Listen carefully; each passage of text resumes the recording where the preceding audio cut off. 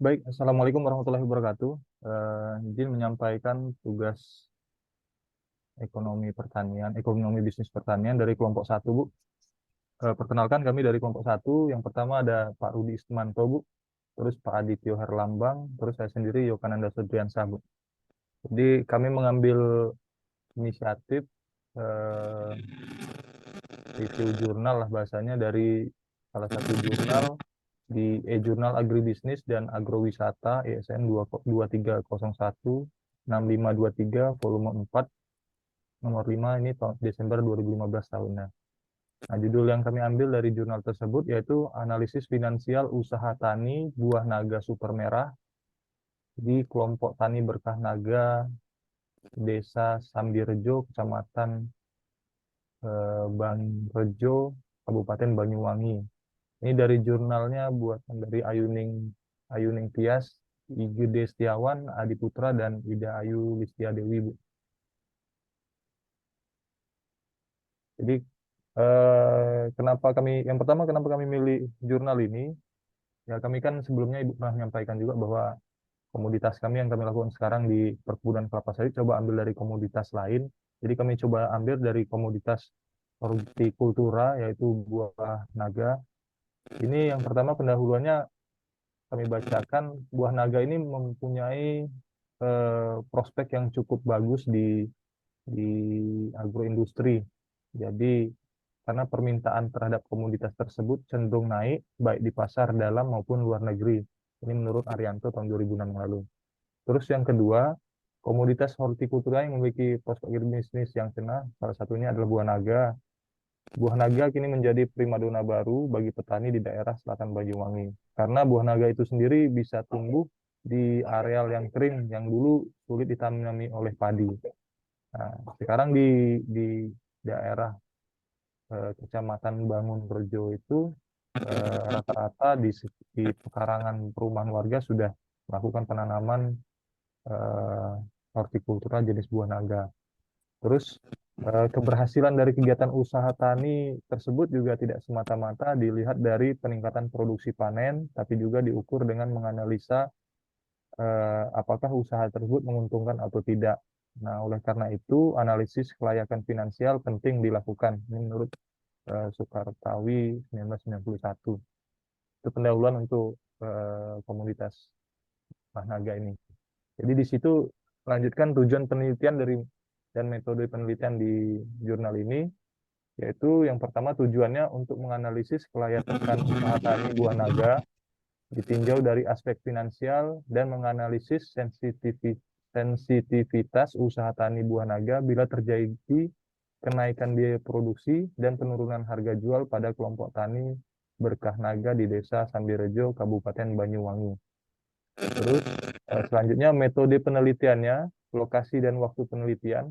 Penelitian ini dilakukan pada kelompok tani Berkah Naga Desa Sambirejo, Kecamatan Bangrejo, Kabupaten Banyuwangi. Penentuannya dilakukan secara sengaja dengan pertimbangan bahwa kelompok tani ini pelopor dalam budidaya buah naga di Banyuwangi. Terus yang kedua, kelompok tani Berkah Naga memperoleh sertifikat prima. Dan juga yang terakhir, belum ada penelitian sejenis yang dilakukan di lokasi tersebut. Untuk waktu penelitian, pengumpulan data dilaksanakan dari tanggal 18 April sampai dengan 9 Mei 2015. Nah, metode pengumpulan datanya dilakukan dengan cara observasi, wawancara, dokumentasi, dan juga studi dokumentasi. Variabel dalam penelitian ini mencakup analisis finansial dan analisis sensitivitas usaha tani buah naga. Metode analisis data digunakan dalam penelitian ini adalah deskriptif kuantitatif. Populasinya ya semua anggota kelompok tani yang berjumlah 35 orang, sedangkan respondennya adalah anggota kelompok tani buah naga yang mempunyai klasifikasi umur tanaman di atas 2 tahun. Teknik penentuan respondennya menggunakan teknik purposive sampling dengan jumlah responden sebanyak 28 orang. Selanjutnya hasilnya dari penelitian ini yang pertama biaya investasi dan operasional yang dihitung dari kelompok tersebut bahwa biaya investasi itu merupakan biaya pengeluaran proyek usaha tani buah naga yang manfaatnya dapat dinikmati selama jangka waktu lebih dari 1 tahun. Nah, biaya investasi pada tahun pertama yang dikeluarkan usaha tani buah naga dengan luas lahan lebih kurang 33 area adalah sekitar 22.398.500 dengan pembagian terbagi menjadi pembelian bibit lebih kurang 2.300.000, pembelian tigang yang mahal 15 juta, pengadaan peralatan 4.300.000. Nah, biaya investasi pada tahun-tahun berikutnya diperoleh dari reinvestasi peralatan produksi yang digunakan selama 15 tahun. Yang kedua, biaya operasional merupakan biaya eh, rutin dalam kegiatan operasional sehari-hari, baik operasi produksi, penunjang sarana, maupun penunjang administratif lainnya yang bermanfaat kurang dari 1 tahun. Nah, ini sudah dijabarkan di sini, Bu. Selanjutnya, dilihat juga net cash flow usaha tani bunga buah naga. Jadi dari net cash flow atau aliran kas bersih usaha tani buah naga terdiri dari cash inflow dan cash outflow. Cash inflow diperoleh dari jumlah produksi buah naga yang dikalikan dengan harga jual. Harga jual buah naga dianggap tetap dalam analisis ini, lebih kurang 6.000 mulai dari tahun pertama sampai dengan ke-15. Lebih kurang harganya 6.000. Ada cash inflow-nya, pemasukannya ini 1 M, lebih kurang 1.600.000, cash keluarnya 700. Terus yang selanjutnya, perhitungan kriteria investasi. Beberapa asumsi yang digunakan ini adalah yang pertama, umur ekonomis usaha buah naga adalah umur produktif buah naga selama 15 tahun, dan tingkat suku bunga yang digunakan sebesar 18% per tahun sesuai dengan suku bunga deposito atau bunga pinjaman yang sedang berlaku. Nah, di sini terlihat dari tabel NPV, Net Present Value, adalah selisih antara present value dari arus benefit dikurangi presentasi value dari arus biaya. Dikatakan layak apabila NPV-nya di atas 0%. Nah, kalau dari hasil ini menunjukkan usaha tani buah naga pada kelompok tani berkah naga ini layak diusahakan karena menghasilkan NPV-nya bernilai positif di atas 0. Selanjutnya, net benefit cost-nya merupakan perbandingan antara penerimaan bersih dengan biaya secara keseluruhan yang telah didiskon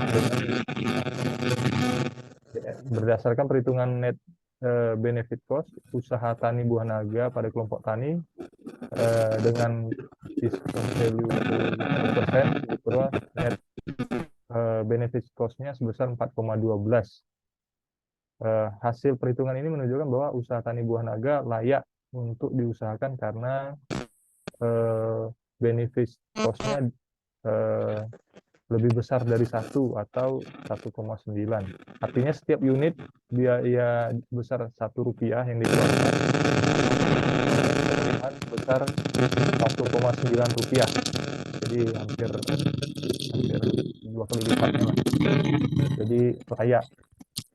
Yang selanjutnya, internal rate of return merupakan suatu tingkat diskon yang menghasilkan NPV sama dengan 0.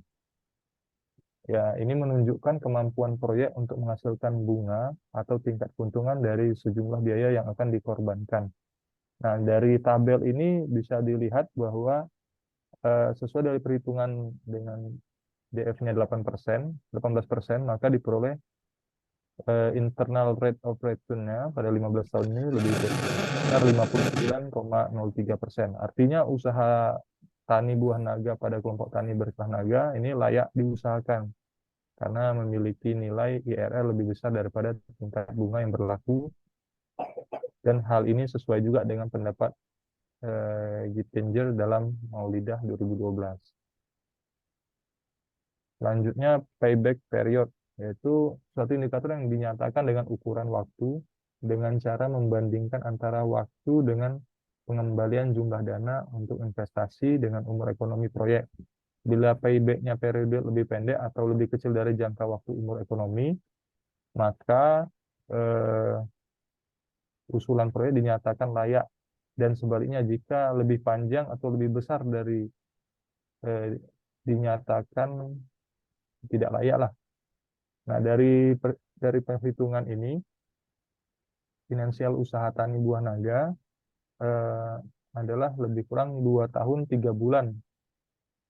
Artinya semua investasi yang dikeluarkan dalam usaha tani buah naga akan kembali setelah usaha tani buah naga berjalan selama 2 tahun 3 bulan.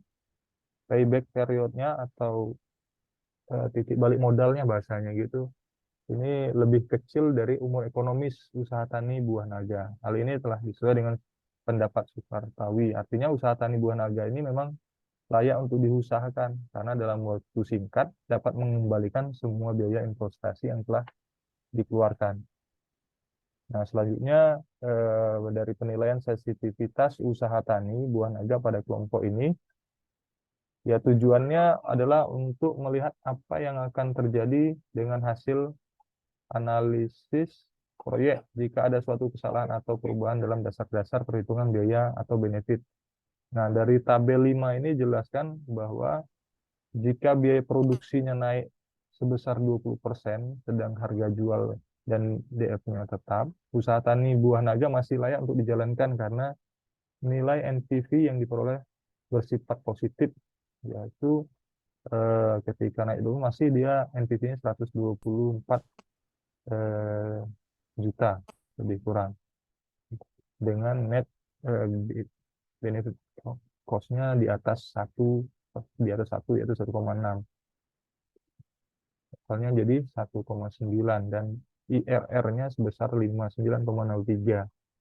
Jadi usaha tani buah naga tidak sensitif terhadap kenaikan biaya produksi bahkan bila terjadi kenaikan biaya produksi sebesar 100%.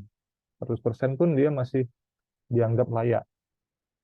Dan juga yang kedua, jika harga jual buah naga turun sebesar 50%, sedangkan biaya dan DF-nya tetap, usaha tani buah naga tidak layak dijalankan karena nilai NPV-nya yang diperoleh bersifat negatif atau Rp 9 juta.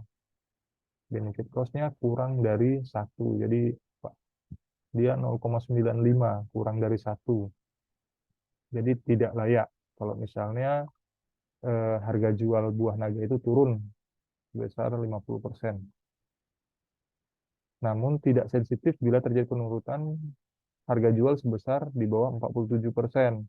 Nah, ini yang dicontoh di sini kan 47% masih lebih kurang relatif sama lah 0,99. Tapi kalau misalnya penurunan masih 46 itu masih dikatakan layak. Nah, kesimpulannya dari jurnal ini eh, yang pertama hasil analisis finansial dengan kriteria investasi menunjukkan bahwa usaha tani buah naga pada kelompok tani ini layak untuk dikembangkan dengan hasil perhitungan seperti yang tadi disampaikan di hasil pembahasan, nilai NPV-nya bernilai positif sebesar 154 juta. Net benefit cost-nya di atas 1, yaitu 1,9 dengan DF-nya 18%. IRR-nya lebih besar dari DF, yaitu sebesar 59,03%. Nilai payback period lebih kecil dari umur ekonomis 15 tahun, yaitu hanya 2,3 bulan, 2 tahun 3 bulan. Jadi dari kesimpulan nomor 1 ini bahwa eh, buah naga itu masih layak untuk dikembangkan. Terus yang kedua, terdapat tiga asumsi dalam analisis. Terdapat dua asumsi, sorry, dua asumsi dalam analisis sensitivitas pada usaha tani. Jadi jika biaya produksi naik sebesar 20%, sedang harga jual dan DF-nya tetap, usaha tani buah naga tidak sensitif terhadap kenaikan harga dan masih layak dihitungannya untuk dijalankan karena nilai NPV-nya bernilai positif yaitu 124 juta atau net benefit cost-nya di atas 1% yaitu 1,61 dengan nilai 51,68%. Yang kedua, harga jual buah naga itu turun jika harga jual buah naga turun sebesar 50%, sedang biayanya tetap, ini tidak layak dijalankan karena NPV-nya bernilai negatif kurang dari 1 yaitu 0,95. Nah, ini kesimpulannya dari jurnal yang kami review. Jadi ada dua kesimpulan yang bisa saya bacakan pada malam ini. Dan saran yang bisa kami sampaikan yaitu yang pertama untuk menekan biaya produksi, terutama biaya pupuk, kompos, maka diperlukan adanya program integrasi pertanian, yaitu petani dapat melakukan budidaya buah naga dengan memelihara ternak sapi mungkin ataupun kambing. Hal ini karena selama usaha tani buah naga berjalan, petani dan anggota kelompok tani berkah naga menggunakan pupuk kompos yang dijual di toko pupuk. Untuk memperoleh pupuk kompos yang dibutuhkan, para petani harus memesan sebelum kegiatan pemupukan dilakukan. Nah, mungkin dengan menekan biaya produksi diharapkan mampu meningkatkan MTV lebih baik lagi pada usaha tani tersebut. Selain itu, dengan membuat pupuk kompos sendiri, petani tidak khawatir akan ketersediaan pupuk kompos. Yang kedua, perlu memberikan pelatihan untuk penyuluhan tentang keterampilan pengolahan buah naga menjadi produk olahan seperti sirup, kerupuk, keripik, atau mungkin olahan lainnya sehingga dapat meningkatkan nilai ekonomis buah naga serta antisipasi bila harga jual buah naga turun di saat panen raya, terutama kalau misalnya dia turun di atas 50% itu bahaya. Terus saran kami untuk penulis, masih ada tulisan yang belum sesuai antara 2,3 bulan dan 2,8 bulan di bagian payback period, masih ada tertulis. Mungkin tulisan mungkin setelah revisi tidak direvisi ulang. Terus dari kriteria sensitivitas ada 3 kriteria, namun yang dibahas itu cuma 2 kriteria, masih ada perlu pembahasan kriteria yang ketiga. Daftar pustakanya mungkin bisa dibaca, ada lebih kurang ada 10 daftar pustaka. Eh, dan mungkin itu yang bisa kami dari kelompok 1 sampaikan. Mungkin ada masukan dari Ibu dan Bapak-bapak sekalian. Saya cukupkan. Wabillahi taufik wal hidayah. Wassalamualaikum warahmatullahi wabarakatuh.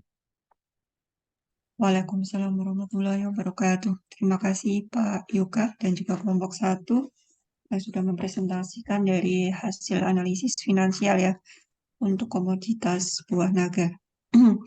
Kita buka untuk pertanyaannya dari Bapak-bapak semuanya. Kiranya mungkin ada yang memberikan masukan ataukah pertanyaan. Mungkin 2 pertanyaan ya, biar waktunya cukup untuk 1 kelompok setengah jam.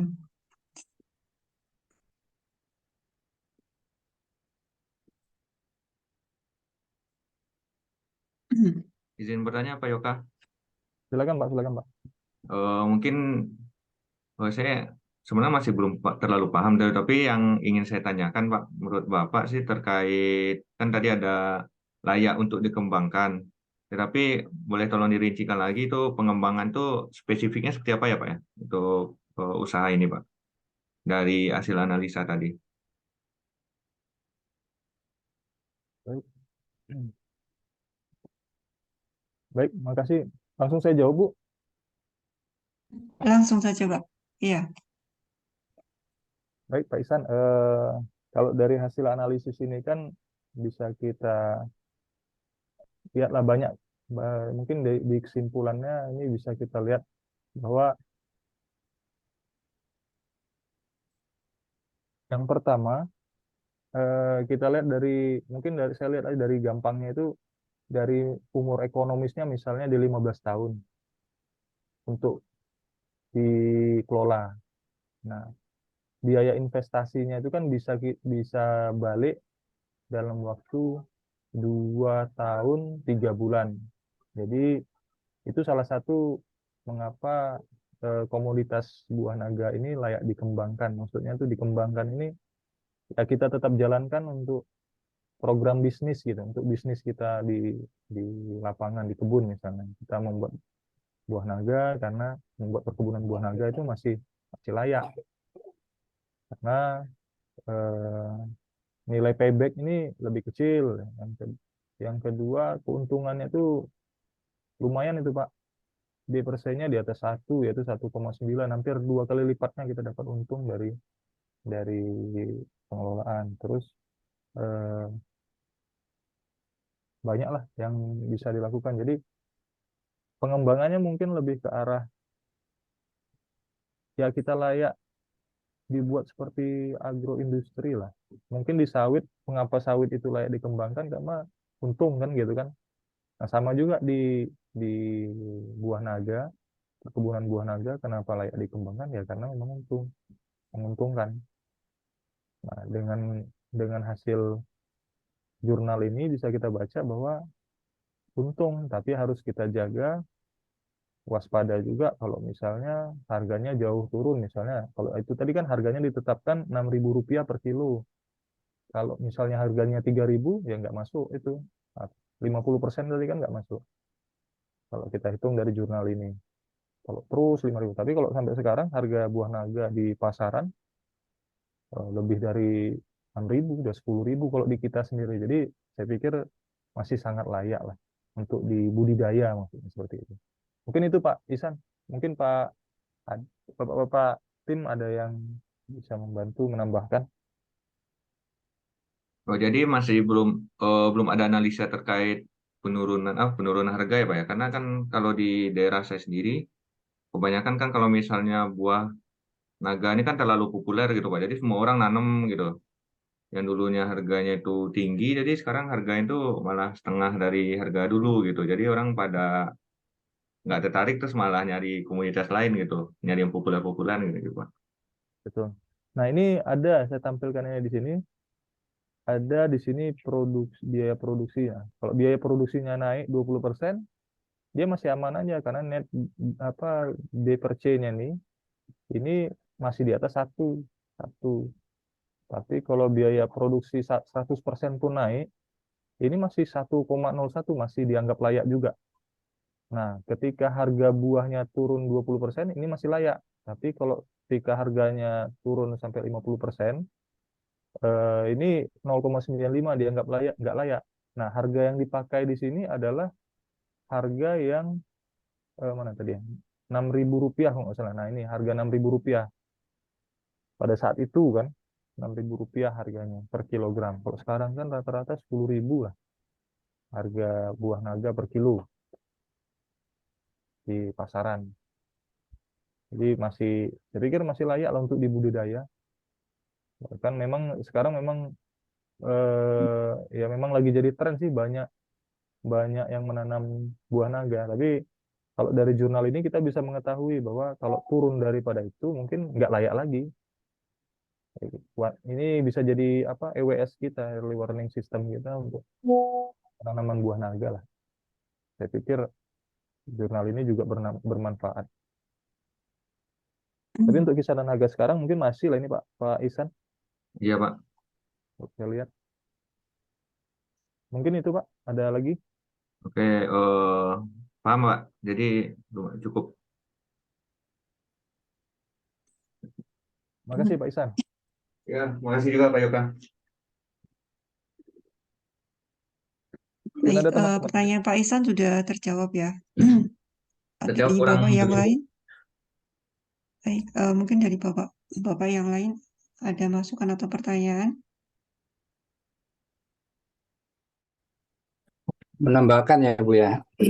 Kalau Baik, kalau kasusnya yang Pak Iksan tadi kan mungkin pada suatu masa memang tanaman hortikultura ini kan terjadi ini ya kayak tadi misalnya banyak orang nanam sehingga terjadi oversupply. Tapi kan tadi sudah dikasih saran tadi bahwa memang kan kalau hortikultura itu kan masa penyimpanannya kan nggak lama. Jadi tadi ada disarankan kalau nggak salah poin kedua tadi dijadikan dikembangkan produk olahan gitu. Jadi mungkin jadikan keripik lah yang saya lihat di pasaran tuh keripik buah naga itu sudah ada.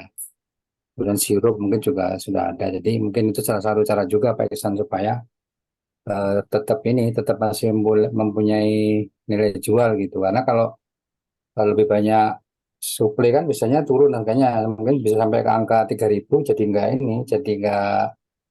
profit kan. Biasanya jadi nggak sampai dapat angka 1 gitu. Mungkin salah satu caranya gitu ya. Kan gitu ya Bu ya kira-kira. Oke, baik Pak. ya, Jadi jadi maksudnya itu lebih ke arah penanganan pasca panen ya Pak? Iya ya, salah satu caranya lah.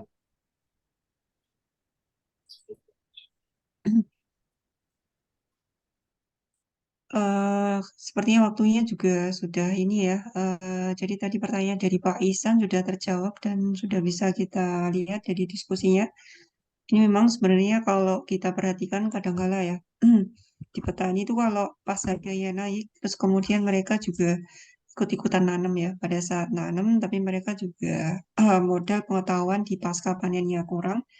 akhirnya pada saat panen raya bisa kemungkinan harga turun. Nah, ini perlu mungkin ada edukasi ya, seperti yang disampaikan oleh Bapak-Bapak tadi. Bagaimanakah sistem kita di hilirnya ya? Kalau di kelapa sawit itu kan sudah banyak hilirisasinya ya, bentuk-bentuk dari pengolahan. Bentuk lainnya. Nah, ini mungkin tadi yang disampaikan di sini kan sarannya di poin kedua, itu bisa diversifikasi ya, diversifikasi dari produk olahan yang lainnya, sehingga nanti produk itu akan semakin tahan. Karena kalau komoditas pertanian itu kan masa apa artinya, jadi kita juga bisa mengonsumsinya itu bisa sepanjang waktu ya. Kalau dalam bentuk komoditas mentah itu kan hanya bisa dikonsumsi dalam waktu beberapa hari ya, karena mudah busuk seperti itu. Nah, ini mungkin bisa diperpanjang umur simpannya dengan diolah menjadi olahan pangan lainnya. Begitu mungkin ya. Baik, saya rasa untuk kelompoknya Pak Yuka sudah cukup ya, kita berikan apresiasi untuk Pak Yuka dan juga kawan-kawan dari Pak Yuka, Pak Rudi, dan ini Pak Aditya, saya belum mendengar tadi ya untuk komennya ataukah tanggapannya. Mudah-mudahan nanti di diskusi yang berikutnya bisa terdengar komennya begitu. Baik, terima kasih Pak Yuka dan Pak Rudi dan Pak Aditya. Kita lanjut Iya, Bu. ke, terima kasih ya Pak ya. Kita lanjut ke kelompok tim yang kedua. Silakan tim yang kedua.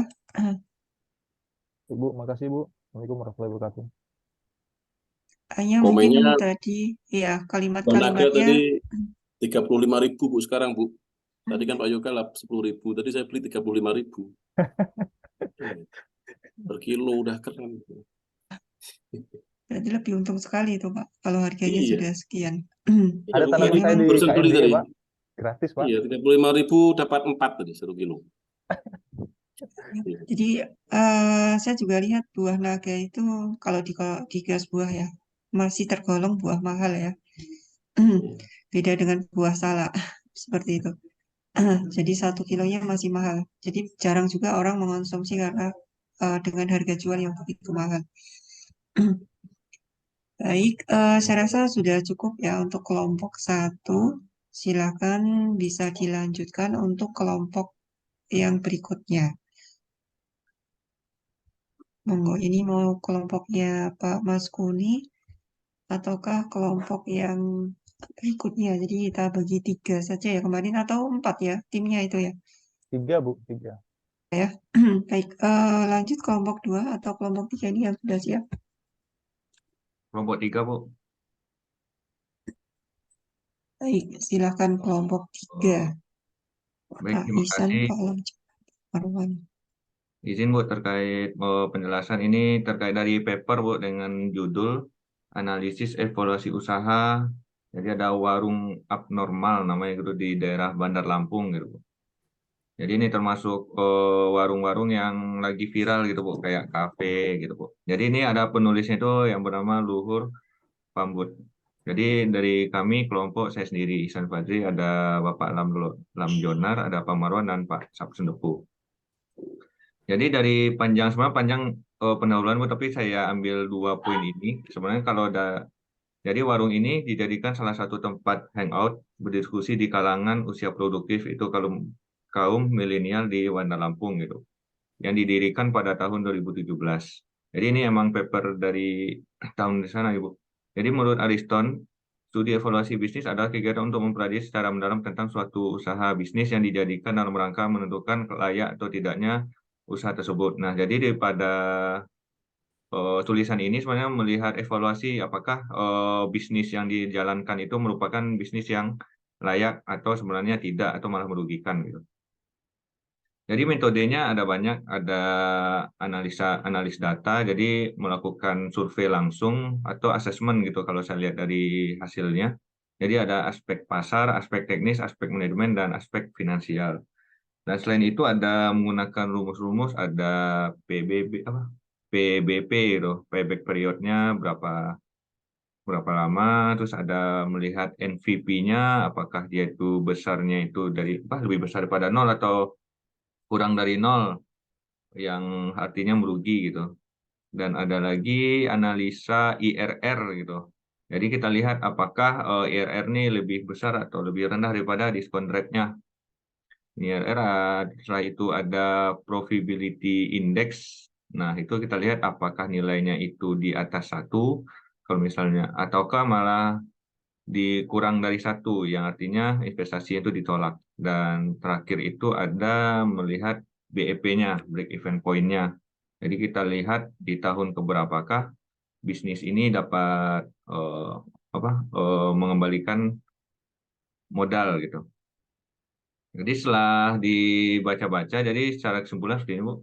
Oh, jadi ini ada dilihat dari konsumennya. Jadi konsumennya itu umumnya laki-laki, terus usianya itu di bawah 25 tahun dengan pendidikan SLTA, yang biasanya itu emang pelajar atau mahasiswa yang memiliki penghasilan kira-kira. Jadi ini kebanyakan dari penghasilan dari 4 sampai 5 juta yang disurvei gitu. Tapi kalau misalnya untuk mahasiswa kan tidak disurvei di jurnalnya. Jadi kalau misalnya terus untuk data pembaruannya ini, kira seperti ini. Jadi kalau misalnya dari survei-survei, di sini menunya variatif, dan di segi harga itu lebih banyak sebenarnya mereka tuh menganggap tempat itu memiliki harga yang terjangkau gitu. Jadi terus yang selanjutnya ada hasil pembahasannya di bagian aspek teknisnya, ada gedungnya, dan di sini kalau misalnya kita lihat aspek teknisnya itu lumayan bagus karena umumnya ada gitu, dan ada aspek manajemennya. Sebenarnya ada beberapa hal yang masih belum ada, misalnya adanya penilaian kinerja, terus briefingnya gitu. Tetapi masih lebih banyak yang adanya gitu. Dan ini untuk analisis finansialnya, jadi kita lihat dari sini ada sewa rukonya, ada peralatan exterior shaft-nya, ada dibeli sekian. Jadi kalau misalnya dilihat dari jurnal ini, mereka itu mau nyewa ruko ini selama 6 tahun gitu. Terus ada biaya perizinannya, pembangunan outletnya, rekrutmennya, dan OJT karyawannya. Jadi kalau misalnya kita lihat di sini ada pemerolehannya di 6 miliar, dan pada akhir tahun di tahun ke-6-nya ada nilai akhir ya sekitar 1,2 miliar untuk ini. Terus ada bagian data keuangan laba ruginya atau bisa bilang cash flow mereka. Jadi dari sini penjualan mereka mentargetkan dengan nilai segini. Jadi kita lihat umumnya itu selalu meningkat dengan HPP-nya. Jadi kalau misalnya kita lihat di sini untuk masalah laba ruginya di sini paling bawah ya dengan pajak yang dihitung 0,5%. Jadi di sini bisnis ini menguntungkan gitu dan selalu meningkat, dan ada pengurangan di tahun 2020 karena adanya wabah COVID. Terus lanjut di hasil pembahasannya di cash flow-nya. Di sini bisa kita lihat, nah di sini udah mulai dianalisa terhadap NVP-nya itu jauh ya di atas 0, itu sekitar 269 juta. Nah, jadi usaha ini tuh layak gitu, kalau misalnya di atas 0 gitu. Dengan IRR-nya itu 11,4. Nah, itu lebih besar daripada diskon rate-nya, atau bisa bilang pajak inflasi gitu. Lebih besar dari 10% ya, sehingga ini layak juga gitu. Dari PI-nya 1,4, nilainya di atas 10, nilainya layak, dan BEP-nya itu di angka 1,3 miliar. Jadi kalau misalnya kita lihat dari pembahasan selanjutnya itu, di sini dia sudah mendapat BEP di tahun tahun keempat gitu. Jadi di tahun keempat jadi 4,81, jadi tadi maksudnya dari tahun kelima. Jadi di tahun ke-6 mereka udah untung gitu. Tetapi sebenarnya kalau misalnya secara bisnis, karena penyewaan itu per bulan, harusnya dia udah dapat untung dari awal-awal. Tapi ini dianggap untuk penyewaan itu dilakukan dari pembayaran itu dilakukan di awal, karena itu keuntungan itu di tahun kelima. Walaupun kita lihat di cash flow mereka tiap bulan itu mendapatkan keuntungan. Jadi mungkin sekian dari presentasi kami. mohon masukannya atau pertanyaannya Pak atau Ibu. Terima kasih.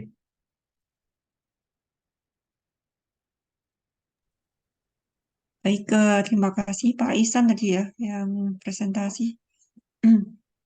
Silakan Bapak-Bapak yang lain jika ada tanggapan, pertanyaan maupun masukan ini ya. Jadi warung abnormal tapi di awal tadi tidak dijelaskan ya.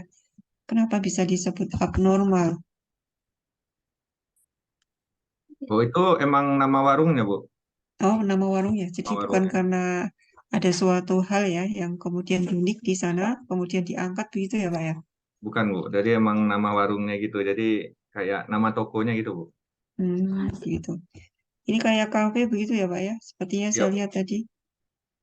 Karena tidak ada gambar ini apa warungnya ya. Jadi kalau misalnya terlihat gambar warungnya, suasana di dalamnya seperti itu.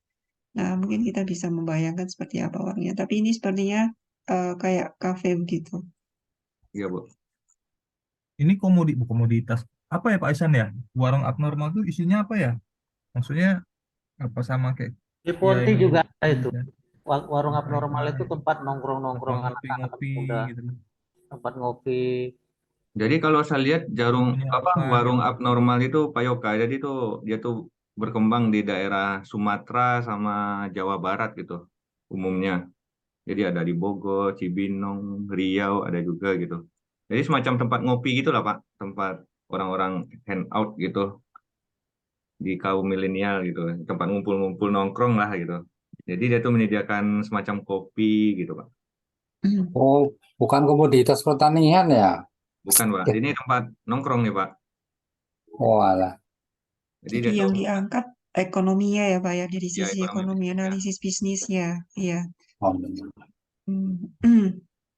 Baik, dari Bapak-Bapak, ada tanggapan, masukan, atau pertanyaan? Mungkin saya Bu izin bertanya, Pak Ihsan. Baik, Ya, Pak. silakan Pak Panggabean ya. Ya, eh, pertanyaan saya sederhana aja. Faktor pengeluaran atau eh, faktor pengeluaran yang terbesar apa ya? Satu atau dua yang terbesar gitu Pak Ihsan. Sehingga usaha itu bisa dikendalikan seperti tadi kalau yang Pak Yoka kan faktor pupuk, itu kan biaya pupuk lebih besar sehingga mungkin pengolahannya bisa menggunakan pupuk seperti pupuk dari sapi atau dari kambing yang tadi kan. Kalau dari sini kira-kira faktor atau pembeban yang terbanyak itu apa? Biayanya gitu maksud saya. Terima kasih. Jadi kalau yang saya baca Pak, jadi ini yang paling besar itu emang fixed cost-nya gitu Pak, kayak pembangunan outlet. Jadi kalau saya bisa rekomendasikan di jurnal ini sebenarnya seharusnya kayak kegiatan pembangunan usaha ini jangan 6 tahun saja, karena kan kalau saya lihat itu dia tuh masih berjalan sampai sekarang gitu. Seharusnya tuh untuk analisanya nggak 6 tahun, mungkin bisa jauh gitu dari 6 tahun. Tapi kalau misalnya dari segi sewa ruko kan fixed cost-nya itu 1,6 gitu atau per bulannya itu sekitar berapa tuh? Iya sewa ruko cuma 1,6 gitu loh Pak per bulannya. Ya per tahunnya. Ya per tahunnya 6 apa? Ya per tahun ya 1,6 miliar gitu. Jadi tapi kan yang misalnya kayak biaya abnormal dan biaya outletnya kan sebenarnya tuh sekali untuk kedepannya dan hanya butuh perawatan. Jadi kalau misalnya dari saya lihat di sini memang biaya fixed cost di awalnya itu emang tinggi Pak Crosby. Jadi Oke, kalau Pak. misalnya kayak biaya lainnya, kalau misalnya kayak open recruitment-nya gitu, perizinannya kan sebenarnya nggak terlalu besar gitu Pak. Oke, berarti biaya fixed cost ya seperti sewa ruko Pak ya. Iya fixed cost kayak bahan-bahan kan untuk abnormal ini. Nah pembangunan atau outletnya gitu. Ya oke Pak.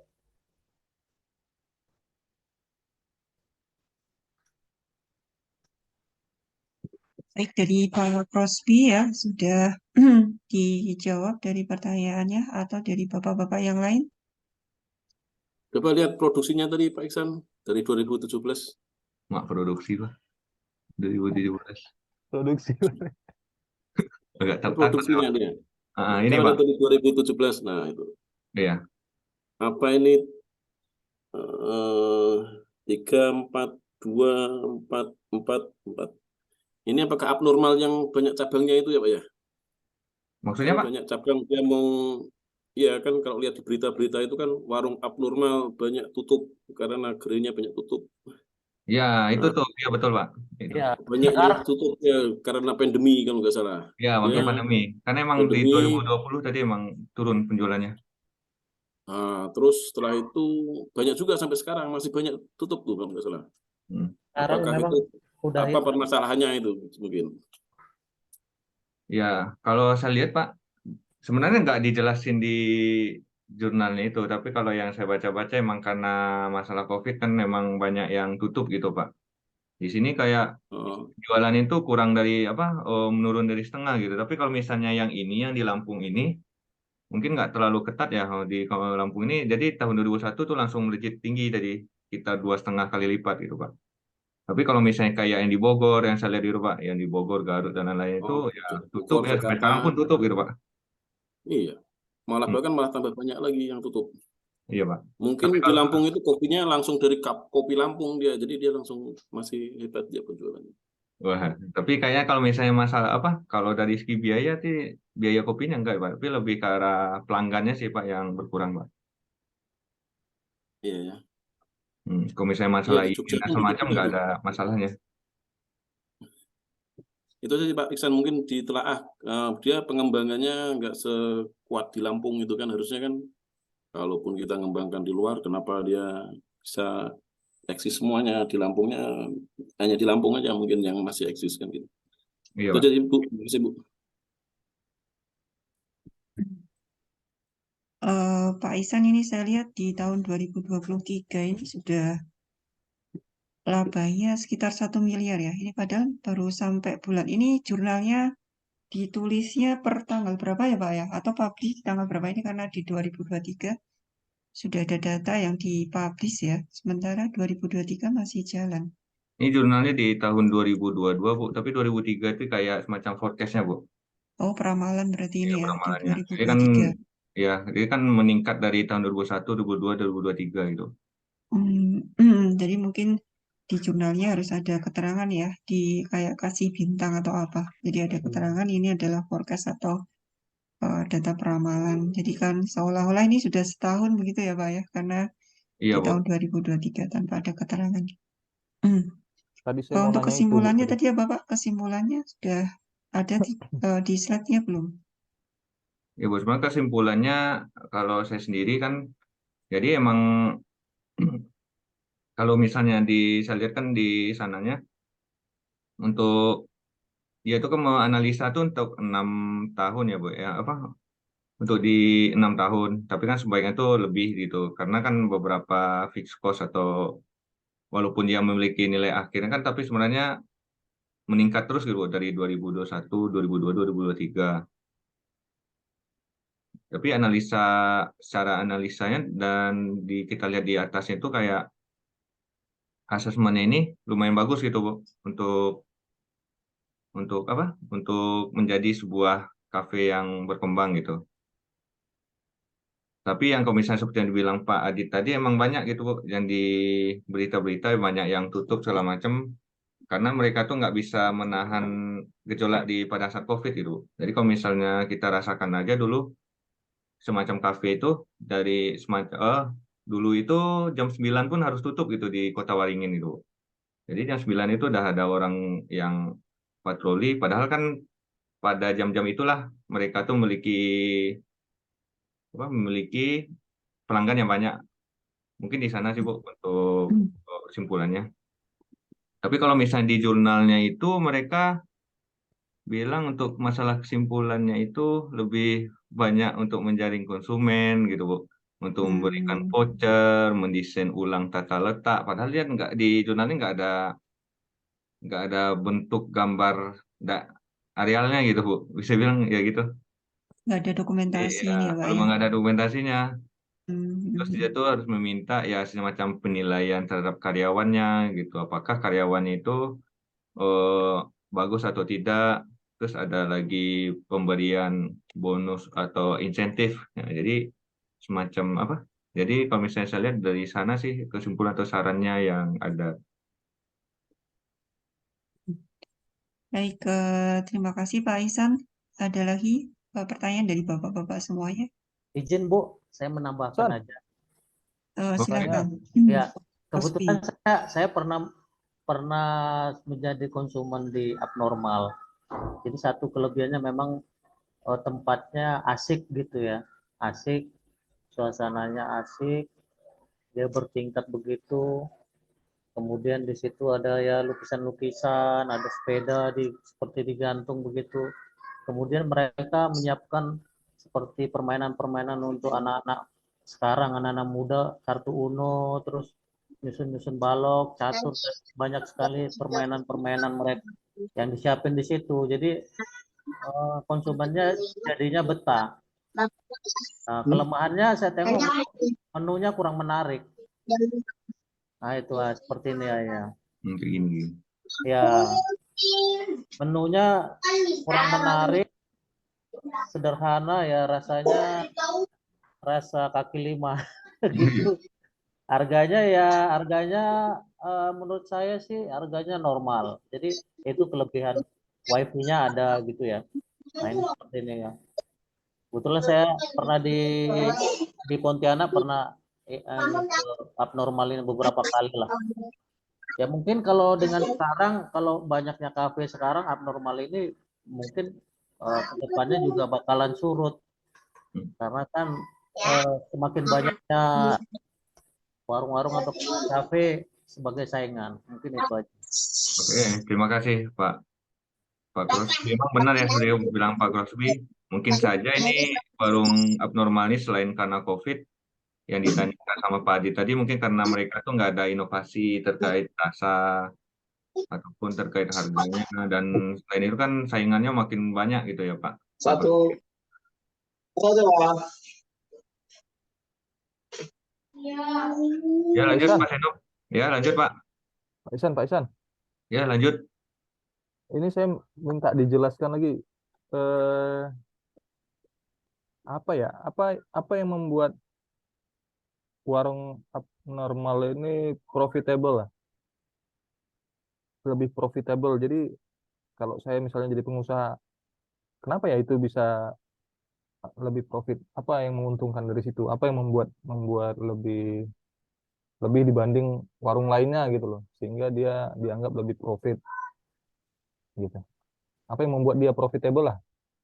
Oh, oke, terima kasih Pak Yoka. Mungkin Pak Senop mau menjawab tadi kayaknya. Lanjut Pak. Ya mungkin Pak Yoka, kalau saya lihat, saya amati ya, Nah, ya mungkin dari pagi dia udah penuh gitu. Saya pun bingung juga. Abnormal ini dari pagi sampai malam itu rata-rata penuh dan antri gitu. Itu baik ya, dia ke semua kalangan lah. Baik anak-anak SMP, SMA, kemudian pekerja yang mau apa nama hangout gitulah. Jadi semua kalangan masuk ke dalam itu, Pak. Ya, Jadi maksudnya konsumennya apa yang membuat unik tuh Pak? Misalnya kayak parents dinner tuh kan mungkin mbak-mbaknya galak kan gitu kan. ya Kalau di sini apa yang membuat itu lebih profitable sehingga orang ke situ gitu? Kalau bahasa ketusnya Bapak tadi kan di situ menunya kaki kurang. lima kayak gitu. Menunya rasanya ya, Oh, menunya Dari rasanya. rasanya namanya mungkin. Dari namanya abnormal kan. ya pengaruh nama juga brand lah. Penasaran orang. Nah, Tanya dulu mungkin unik ya, unik Bu ya, Unik tempatnya coklat lagi. ingin tahu. Jadi pengen ke sana ya Pak Gep. Kapan diundang Pak Gep?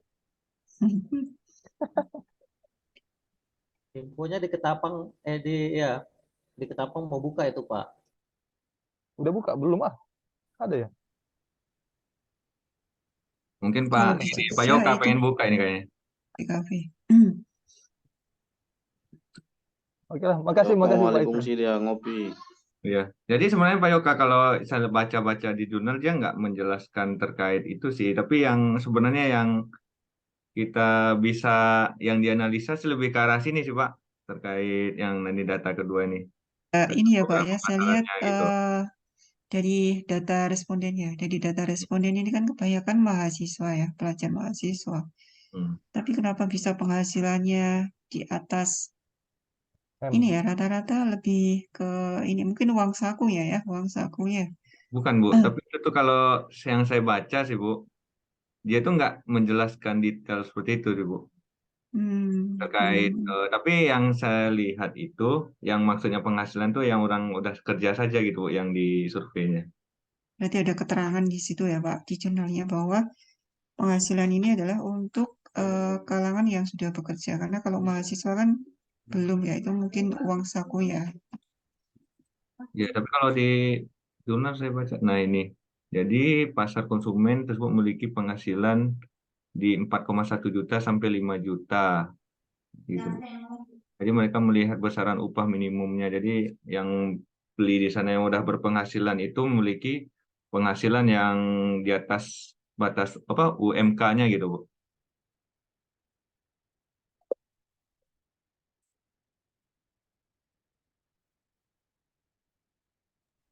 Baik, ada lagi mungkin pertanyaan untuk kelompoknya Pak Ihsan.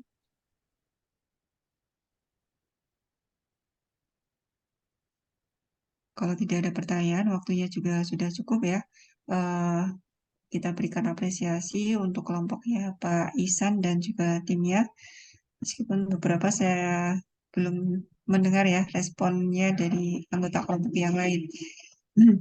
Baik, terima kasih Pak Ihsan dan juga anggota timnya yang sudah memberikan pemaparan dan juga pandangan kita ya bahwa kegiatan bisnis itu bisa kita usahakan dari berbagai macam bidang ya.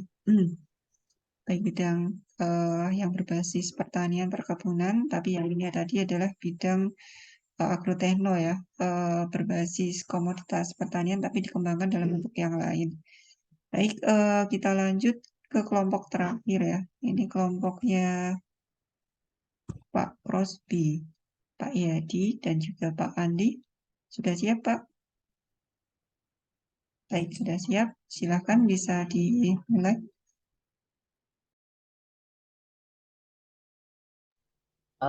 Sudah kelihatan Bu ya? Sudah, Pak. Sudah nampak di layar. Baik.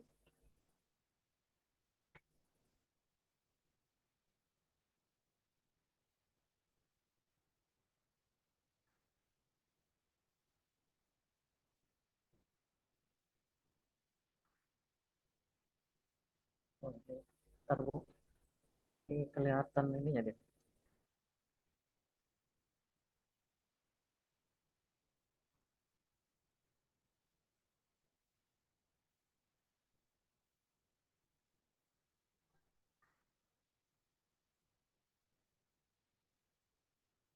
Baik Bu, Assalamualaikum warahmatullahi wabarakatuh. Selamat, Waalaikumsalam. selamat malam untuk kita semua.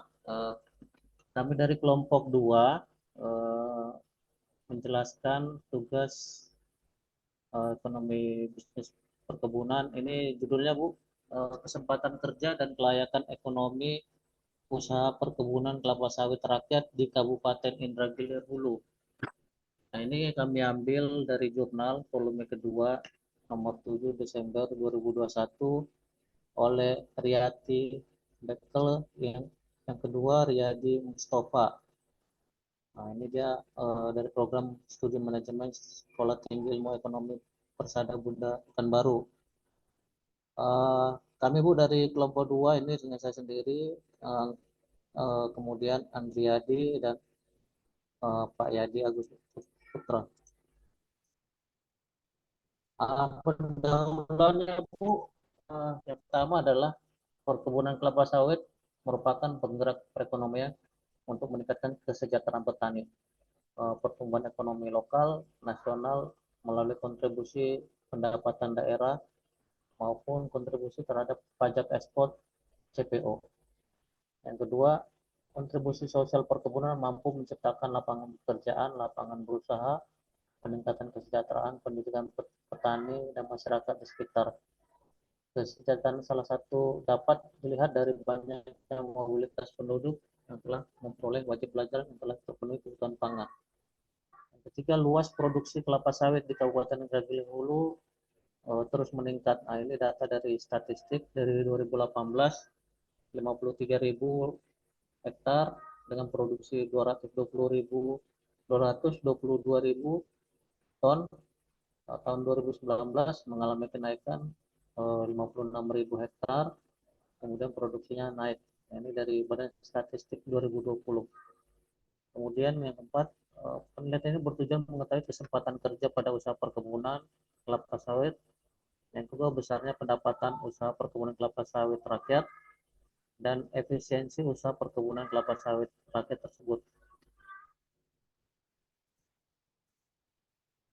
Nah, ini landasan teorinya, Bu. Nanti kita yang pertama berdasarkan Undang-Undang Nomor 36, kemudian keberadaan perkebunan kelapa sawit mengurangi pengangguran. Ketiga, kegiatan usaha tani kelompok kelapa sawit dipengaruhi oleh faktor input produksi meliputi lahan, tenaga kerja, modal, dan manajemen.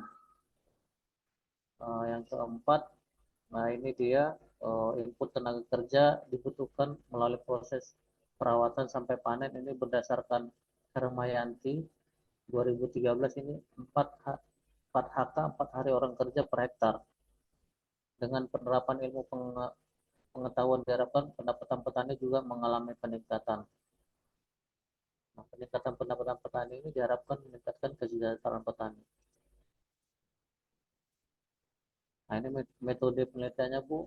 Penelitian ini dilakukan di Indragiri Hulu, Provinsi Riau. Kabupaten Indragiri Hulu merupakan salah satu kabupaten yang banyak ditemukan perkebunan kelapa sawit. Penelitian ini dilaksanakan selama 6 bulan. Jadi tadi agak beda dengan teman-teman yang bisa menghitung PBB dan MMP. Jadi kami hanya menghitung nanti, Bu, kelayakan usaha perkebunan rakyat sawit kelapa sawit ini aja, Bu. Kemudian dua, populasi dalam penelitian ini semua petani perkebunan kelapa sawit rakyat yang ada di Indragiri Hulu. Kemudian ketiga, penelitian ini menggunakan data primer, data sekunder. Data primer merupakan data yang langsung dikumpulkan dari petani yang meliputi identitas responden, umur, jenis kelamin, tingkat pendidikan, pengalaman usaha tani, penggunaan tenaga kerja dalam usaha dan upah kerja, luas lahan produksi, harga jual, komponen biaya yang dikeluarkan dalam usaha. Kemudian data sekunder diperoleh dari instansi pemerintah, yaitu Badan BPS, Badan Statistik, yang terdiri dari luas dan produksi kelapa sawit di Indragiri Hulu. Baik, teknik analisis yang digunakan adalah deskriptif kuantitatif. Yang pertama adalah kita menghitung kesempatan kerja. Analisa kesempatan kerja dilakukan secara deskriptif dengan melihat jumlah tenaga kerja yang digunakan dan besarnya pendapatan diperoleh sebagai upah dalam melaksanakan kegiatan usaha kelapa sawit, baik kegiatan perawatan maupun pemanenan. Kemudian dua, analisis pendapatan. Untuk menghitung pendapatan petani kelapa sawit digunakan analisis usaha tani. Pendapatan kegiatan usaha kelapa sawit dapat dihitung dengan menggunakan rumus. Nah, ini, Bu, dia. Jadi kita menghitung keuntungan itu adalah total penerimaan atau TR dikurangi dengan total biaya. Nah, total penerimaan ini adalah harga TBS B, kemudian harga TBS Q dikurangi total biaya itu baik biaya tetap FC dan biaya variabel cost. Nah, ini nanti ada hitungannya, Bu. Nah, ini pendapatan, kalau kita lihat dari menghitung pendapatan tani, ini pendapatan adalah hasil produksi dikali harga, kemudian faktor produksi, ada beberapa faktor produksi, kemudian harga, faktor produksi, dan biaya tetap. Nah, ini, Bu, analisis efisiensi usaha atau kelayakan. Jika dia lebih besar dari satu, biaya pendapatan dibagi dengan cost. Artinya kalau dia lebih kecil dari satu, tidak layak atau mengalami kerugian. Jika dia sama dengan satu, artinya usaha tani itu impas. Jika dia lebih besar dari satu, usaha tani itu layak atau mengalami keuntungan. Dari hasil pembahasan ini, Bu, yang pertama, Tenaga kerja merupakan salah satu faktor produksi penting dalam kegiatan usaha pertanian. Nah, ini pos upah yang paling besar, terutama pemanen nanti, Bu. Kesempatan kerja dihitung dalam penelitian ini yakni pada kegiatan pemeliharaan dan pemanenan. Yang ketiga, mayoritas petani dalam melakukan usaha kelapa sawit menggunakan tenaga kerja dari luar keluarga. Jadi yang punya lahan hanya bersifat supervisi saja, sedangkan yang mengerjakan adalah tenaga dari luar. Yang keempat, menggunakan tenaga kerja dari luar keluarga dalam kegiatan usaha kelapa sawit membuka lapangan pekerjaan bagi masyarakat sekitar perkebunan kelapa sawit. Nah, ini dampaknya. Berdasarkan hasil penelitian, kesempatan kerja terbuka dan dalam pelaksanaan usaha kelapa sawit. Nah, ini Bu, setelah dihitung biaya pemeliharaan dan biaya panen itu sebesar per hektarnya itu 729.000 per hektar per bulan. Nah, ini Bu, atau setara dengan kalau dengan 4,8 HOK, hari orang kerja per hektar per bulan. Sedangkan tadi standar yang diajukan menurut saja tadi idealnya 4 hari orang kerja saja per bulan. Kenapa perbedaan ini terjadi adalah jenis tanahnya, di mana lahan di wilayah yang diteliti di Indragiri Hulu lebih banyak gambutnya. Lahan gambut ini mempunyai akses jalan yang terbatas sehingga membutuhkan pengalokasikan tenaga kerja yang lebih banyak. Nah, ini Bu, untuk rata-rata biayanya per hektar, biaya herbisida, biaya tebas, biaya rawat piringan ini yang dilakukan, penyusutan tanaman, kemudian biaya penjaga kebun, biaya pupuk, pemanen. Nah, ini yang paling besar adalah komponen pemanen ini, biaya pemanenan ini 33%. Total biayanya 903.433 rupiah per hektar. Ini dia. Jadi dengan tabel 2 ini menunjukkan bahwa rata-rata biaya petani kelapa sawit 903.433 per hektar per bulan. Artinya kalau dia di HPP-kan dengan produksi tadi 800, dia biayanya 1088 per kilo. Ini Bu. Dengan biaya komponen biaya panen yang paling besar adalah biaya pemanenan atau 33% dari total biaya.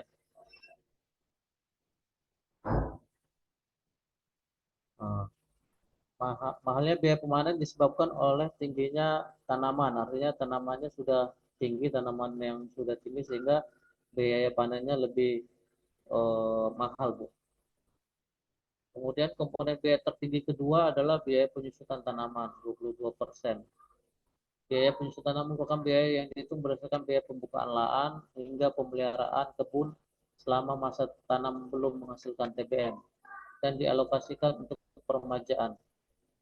Komponen biaya terkecil usaha tani kelapa sawit adalah biaya rawat piringan, hanya 0,86% saja. Jadi studi kelayakan ekonomi usaha kelapa sawit di Indragiri Hulu bisa kita hitung, Bu. Nah, dia produksi tadi 830 per hektar, harganya 1.500, kalau sekarang mungkin udah 2.000, sehingga harga penjualan itu 1.298, 1 juta atau per kilonya 1.298. Total biayanya tadi 903.000, HPP TBS-nya 1.088, sehingga pendapatan bersih adalah 1.200 dikurangi 903 menjadi 395.000, atau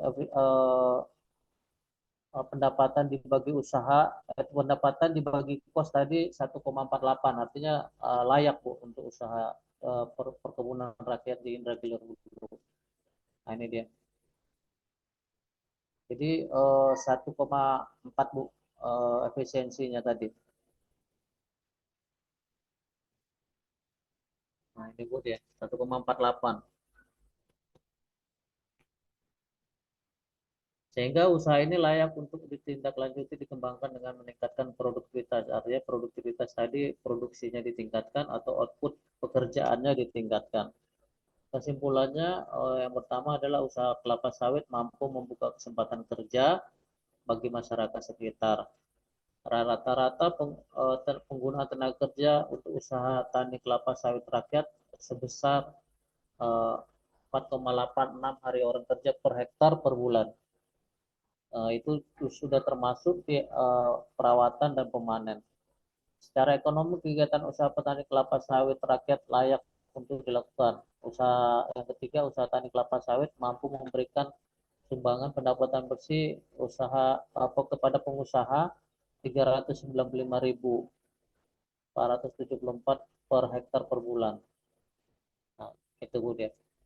Saran kami berdasarkan hasil penelitian, maka dapat dibuat beberapa saran yang antara lain, satu, perlu dilakukan pengelolaan perkebunan kelapa sawit dengan lebih baik sehingga dapat meningkatkan kesempatan kerja pada usaha tani kelapa sawit dan kesempatan berusaha bagi masyarakat sekitar untuk memenuhi kebutuhan usaha tani dan kebutuhan hidup masyarakat petani.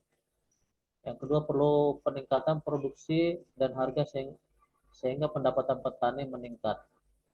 Demikian Bu, penjelasan dari kami. Mungkin ada penjelasan yang mau ditanyakan kepada Bapak-Bapak, kami persilakan.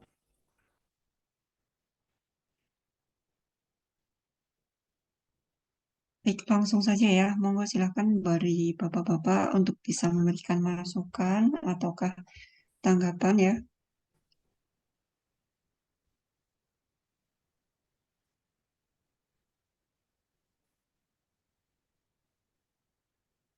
Pak Yuka barangkali mau menanyakan, Pak Ihsan, Pak Yuka, Pak Ihsan, Pak Rudi. Ini sepertinya RC rasionya tadi 1,48 ya Pak ya, tapi kok di kesimpulan jadi 2, betul nggak ya saya mencermatinya? Iya, di, di, di jurnalnya 2 Bu, jadi saya sudah analisa sebenarnya 1,48. Kalau di jurnalnya memang angkanya 2,2. Berarti yang betul 1,48 ya Pak ya? 1,48 benar Bu. Berarti di kesimpulan tadi karena kok saya lihat 2, Iya, itu hmm, itu salah Bu. Yang di kesimpulan 1,48 sebenarnya Bu. Itu 1,48 perhitungannya Pak Crosby sendiri atau dari jurnalnya ini Pak? Saya ngitung Bu. Berarti ada kesalahan perhitungan Ya, dari di jurnal yang di salah. jurnal ya. Iya, iya. Ini RCR itu RC rasio ya Pak ya artinya ya?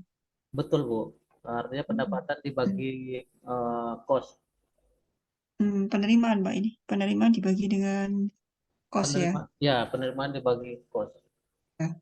Kalau di sini kan kita lihat RC-nya tadi R-nya dari penerimaan. Kalau yang di jurnal tim-tim yang lain tadi kan saya perhatikan BC rasionya yang dihitung ya. Sampai ke tingkat pendapatan bersih. Kalau ini kan pendapatan kotor ya dari penjualan atau penerimaan. Iya Bu. Baik, monggo silahkan dari bapak-bapak yang lain ada masukan tanggapan terkait dengan paparan dari kelompoknya Pak Crosby. Memang jurnal ini Bu hanya 6 bulan saja dia penelitiannya, jadi yang agak beda dibandingkan teman-teman tadi yang bisa Iya. dianalisa Iya. PBV-nya, NMV-nya. Kalau dilihat keuntungannya juga dari penerimaan ya. Kita bandingkan dengan komoditi lainnya tadi misalnya dari naga merah, buah merah ya, buah naga. Kemudian dari komoditas bukan dari apa tadi? Warung abnormal ya. Iya, warung abnormal. Nampak sekali perbedaannya ya. Jadi yang di komoditas kelapa sawit seolah-olah karena baru 6 bulan begitu ya Pak ya. Iya, analisanya baru 6 Tapi bulan. sebenarnya kalau setahun pun juga ini rata-rata berapa hektar Pak? Rata-rata petani itu memiliki berapa hektar? Di situ di jurnalnya ada nggak identitas respondennya yang kaitannya dengan luas lahan? Rata-rata petani Bu dia punya bervariasi Bu, tapi rata-rata bisa 3-4 hektar Bu. 34 hektar ya. Berarti sekitar 400 kali 4, 1,6 per bulannya ya, 1,6 Pak ya, rata-rata pendapatan atau rata-rata dari penerimaan. Ini pendapatan bersih atau bersih, Bu. penerimaan ya, Pak ya? Bersih, pendapatan bersih dia setelah dikurangi eh, Setelah dikurangi ya, biaya tadi, Bu. Kalau pendapatan tadi kan biaya tadi. ya Hmm. 900-an, Bu. 900 Pak. Penerimaannya ada ya tadi ya, Ya, 1 juta berapa gitu ya, 1 juta sekian. iya, Bu, 1 juta, Bu. Jadi ya sekitar 1,6 pendapatan 1,6 pendapatan petani itu per bulannya. Sementara UMR di Kabupaten Indragiri ini di atas 2 juta ya, Pak ya? Kalau ini tahun 2021, Bu. Maaf, tahun 2020. 2011. Ya, 2011. 2000, ya. Ya, jadi biasanya kalau kita mengukur tingkat kesejahteraan, artinya dari 2011 ya. pendapatan, kemudian mereka juga untuk pengeluaran, itu biasanya kita sejajarkan dengan UMR ya. UMR. Nah, kalau UMR-nya di bawah tingkat pendapatan bersih, itu artinya penduduk masih bisa dikatakan sejahtera ya dengan berusaha tani seperti ini. Tapi kalau misalnya UMR-nya di atas pendapatan bersih, nah biasanya kan petani juga ada usaha lain, ada usaha sampingan. Jadi biasanya kita di identitas responden, apakah mereka mengolah kebun sawit ini sebagai pekerjaan utama ataukah pekerjaan sampingan ya. Jadi kadang-kadang kan kita bisa melihat ternyata pekerjaan sampingan, ada pekerjaan sampingan lainnya. Jadi bisa dimungkinkan mereka memiliki pendapatan yang lebih dibandingkan dengan pendapatan yang terlihat di sini. Baik, dari bapak-bapak yang lain, apakah ada tanggapan atau tertarik nanti melakukan penelitian seperti ini ya? Jadi angka-angka, kita bermain angka-angka seperti ini kan, jadi ada data yang nyata ya, meskipun ada data deskriptif, tapi kita kan ada data pendukung berupa angka, jadi lebih menguatkan.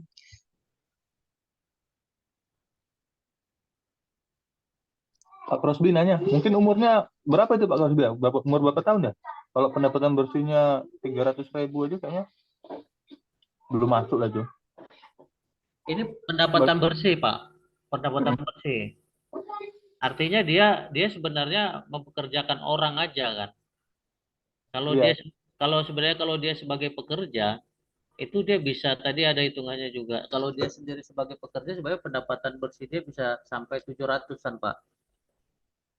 Per Bisa hektar. lebih sedikit ya Pak ya. Kalau Iya. kan tadi sebagai tenaga pemilik dia adalah bertugas mengawasi ya. Nah itu kan sebenarnya Mengawasi. juga itu sebenarnya juga harusnya kita konversi seolah-olah nanti pengawasnya adalah mandor yang kita pekerjakan. Ya, Nah ini bisa nanti pendapatan bersihnya lebih kecil lagi. betul, Bu. Betul. Jadi kalau kalau petani itu dia yang manen sendiri, dia pendapatannya di jurnal ini bisa sekitar 700 sampai 800 ribu. Nah, ini dia. Bisa Iya betul. sampai 729.000, Bu. Nah, ini dia. Maka biasanya kalau yang berbasis pertanian ya, yang masih bisa dikelola oleh, artinya dari tenaga pemilik itu masih bisa dimanfaatkan tenaganya untuk kegiatan mengelola usaha taninya. Biasanya rata-rata mereka akan menggunakan tenaga kerjanya sendiri ya, biar nanti nampak pendapatan yang mereka peroleh itu seolah-olah tinggi. Padahal sebenarnya juga dikatakan bisa aja rendah ini, seperti ini tadi ya, 395. Gitu. Kalah kebun sako ya. Kalau Ya, umurnya enggak ya? Dari jurnal ini Pak, umurnya sudah ini sebenarnya sudah mau replanting dia ini. Oh. Sebenarnya dia sudah all egg lah. Dia sudah mengalami produksi sudah mengalami penurunan. Nah, itu juga penting, Pak. Artinya Ya. kita lihat juga dari kelapa sawitnya sendiri, umurnya, sehingga kan produksinya sudah tidak sesuai dengan yang biasanya mereka panen. Artinya apa? Nanti kan penerimaannya juga akan kecil dibandingkan dengan pada saat umur tanamnya itu pada masa-masa produktivitasnya tinggi begitu ya. Iya, Bu. Bu. Mungkin nanti saran untuk apa?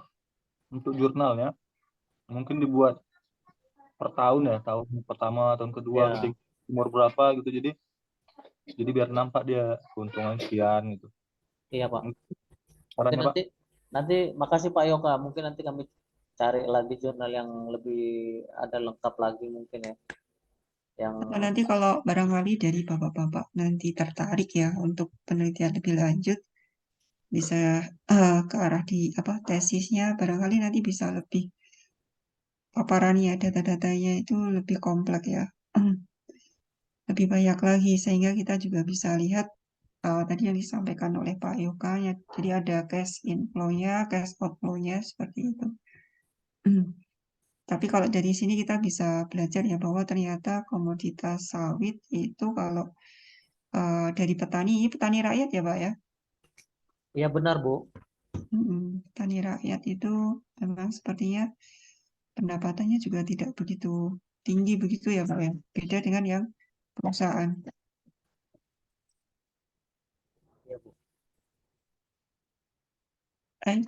Dari bapak-bapak yang lain barangkali masih ada yang ingin ditanyakan.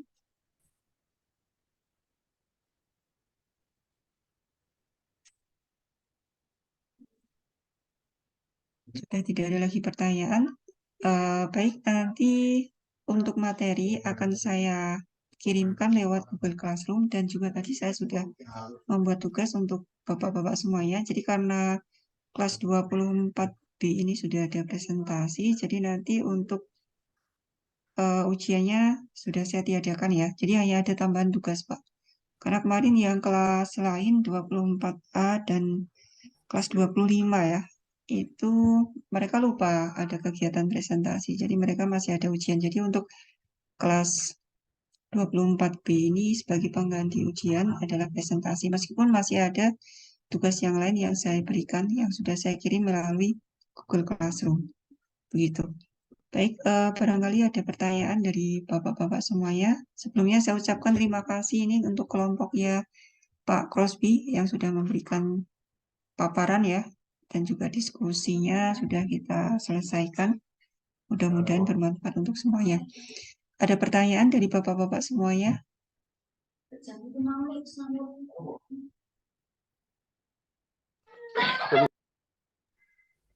Sudah cukup? Baik, kalau tidak ada pertanyaan dari bapak-bapak semuanya, saya selaku dosen ya yang memfasilitasi bapak-bapak semuanya dalam belajar ekonomi bisnis sudah cukup sampai di sini ya. Bukan berarti nanti kita tidak bertemu, mungkin nanti kita bisa bertemu nanti di lain kesempatan dan saya mungkin banyak sekali kekurangannya dan juga mohon maaf. Kemudian nanti tambahan-tambahan mungkin bisa kita lakukan ya di luar dari perkuliahan ini karena nanti untuk perkuliahan yang berikutnya masih ada yang akan disampaikan oleh Pak Danang begitu ya. Jadi nanti tolong bisa dikomunikasikan dengan dosen yang membimbing. Baik, dari saya cukupkan. Terima kasih sekali lagi atas perhatiannya dan juga kerjasamanya. Mudah-mudahan bermanfaat dari apa yang sudah kita diskusikan selama ini. Masih ada satu tugas untuk bapak-bapak semuanya yang sudah saya kirimkan. Nanti link akan saya kirim ke admin begitu. Baik, dari saya akhiri. Selamat malam untuk bapak-bapak semuanya. Salam sehat. Dan saya akhiri. Assalamualaikum warahmatullahi wabarakatuh. Waalaikumsalam. Waalaikumsalam. Selamat malam, Bu. Terima kasih, Bu. Makasih, Bu. Baik, terima kasih. Saya izin live. Sehat-sehat untuk bapak-bapak semuanya. Baik, Bu. Sehat, Bu. Iya, Bu. Salam sehat, Bu.